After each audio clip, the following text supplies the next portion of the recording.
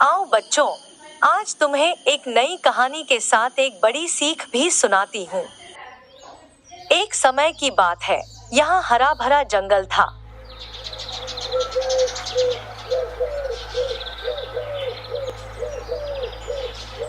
जंगल में एक हिरण रहता था जो बहुत घमंडी था और सोचता था कि मुझे अपने बड़े और लंबे पैरों पर गर्व है जो मुझे बहुत तेज दौड़ने में सक्षम बनाते हैं।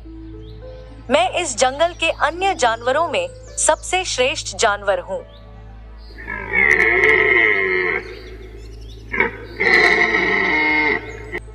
उसने जंगल की उत्तर दिशा में जाने का फैसला किया क्योंकि उसने सुना था कि जंगल के उत्तरी किनारे पर बहुत सारी स्वादिष्ट घास उगी हुई है।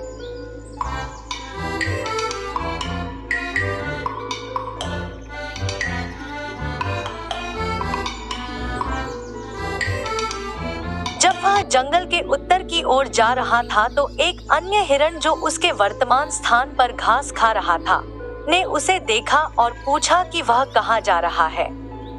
पहले हिरण ने कहा कि वह जंगल के उत्तरी किनारे पर उगने वाली स्वादिष्ट घास का आनंद लेने के लिए जा रहा है।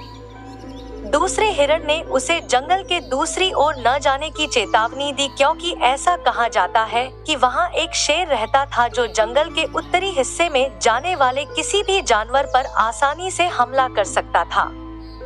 पहला हिरण उसकी बात सुनकर बहुत घमंडी हो गया और यह कहकर चला गया कि जो भी मेरे सामने आएगा मैं उसे संभाल लूंगा।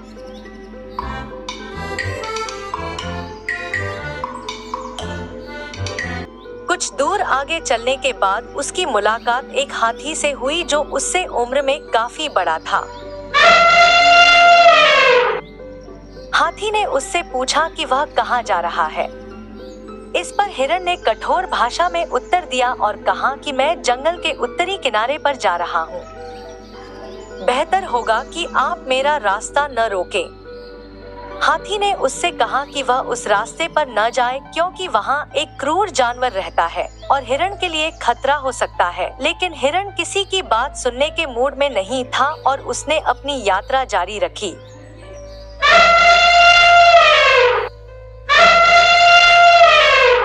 कुछ दूर जाने के बाद उसे फिर से एक तोते का सामना करना पड़ा जिसने उससे कहा कि वह जंगल के साथ उत्तरी दिशा में न जाए क्योंकि यह क्षेत्र विभिन्न मांस खाने वाले जानवरों के लिए कुख्यात है।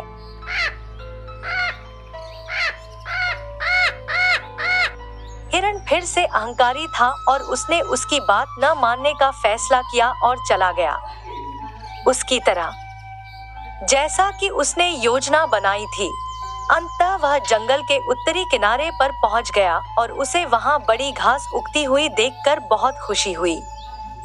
उसने इधर-उधर देखा लेकिन उसे कोई जानवर नजर नहीं आया और उसने सोचा कि हाँ, यहाँ कोई मौजूद नहीं है तो क्यों न इस दावत का आनंद लेना शुरू किया जाए।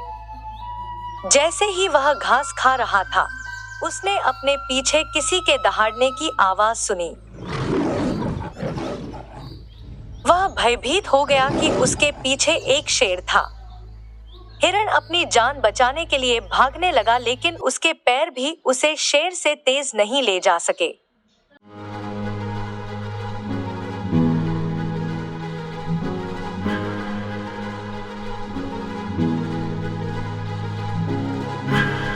आखिरकार उसे शेर ने पकड़ लिया और यही मेरे मित्रों, इस कहानी का अंत है।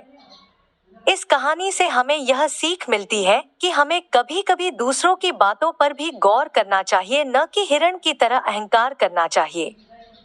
अगर आपको यह कहानी पसंद आती है तो हमारे चैनल को सब्सक्राइब करें और फिर मिलेंगे एक और कहानी के साथ।